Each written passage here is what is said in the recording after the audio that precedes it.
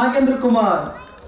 Doctor TD. Nagendra Kumar ಅವರು ಬೆಂಗಳೂರು ನಗರದಲ್ಲಿ 1955ರಲ್ಲಿ ಜನಿಸಿ ಎಂಎಸ್ಸಿ ಮುಗಿಸಿ ಜೆನೆಟಿಕ್ ಎಂಜಿನಿಯರಿಂಗ್ ನಲ್ಲಿ ಉನ್ನತ ವ್ಯಾಸಂಗ ಮುಗಿಸಿದ್ದಾರೆ.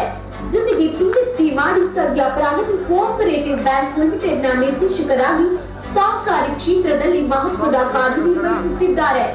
ಕರ್ನಾಟಕ ರಾಜ್ಯ ರೇಷ್ಮೆ ಕೃಷಿ ಸಂಶೋಧನಾ ಮತ್ತು ಅಭಿವೃದ್ಧಿ ಸಂಸ್ಥೆಯಲ್ಲಿ 32 ವರ್ಷಗಳ ಕಾಲ ಹಿರಿಯ ವಿಜ್ಞಾನಿಯಾಗಿ ಸೇವೆ ಸಲ್ಲಿಸಿದ್ದಾರೆ. ಸಹಕಾರ ಕ್ಷೇತ್ರ, ಸಮಾಜ ಸೇವೆ ಮತ್ತು ಸಂಶೋಧನಾ ಕ್ಷೇತ್ರದ ಸಾಧನೆಗಾಗಿ ಕರ್ನಾಟಕ ಪ್ರೆಸ್ ಕ್ಲಬ್ನ ಭಾರತ ಸೇವಾ ರತ್ನ ಪ್ರಶಸ್ತಿಗೆ ಭಾಜನರಾಗುತ್ತಿದ್ದಾರೆ.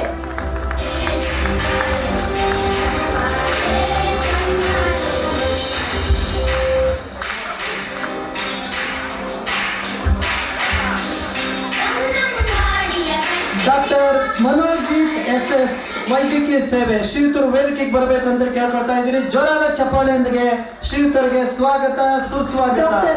ನಂತರದಲ್ಲಿ ಡಾಕ್ಟರ್ ಸುಧಾರಾಣಿ ತಯಾರಿರಬೇಕು. 1978ರಲ್ಲಿ ಜನಿಸಿ MBBS MS ಅಧ್ಯಯನ ಮುಗಿಸಿ ಉನ್ನತ ತರಬೇತಿ ಪಡೆದು ಹಲವಾರು ಆಸ್ಪತ್ರೆಗಳಲ್ಲಿ ಸೇವೆ ಸಲ್ಲಿಸುತ್ತಿದ್ದಾರೆ.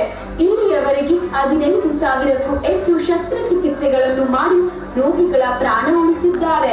ಅತ್ಯಂತ ನುರಿತ ಶಸ್ತ್ರಚಿಕಿತ್ಸಕರಾಗಿ ಬೆಂಗಳೂರು ನಗರ ಮತ್ತು ಗ್ರಾಮಾಂತರ ಭಾಗದಲ್ಲಿ ಖ್ಯಾತಿ ಗಳಿಸಿದ್ದಾರೆ.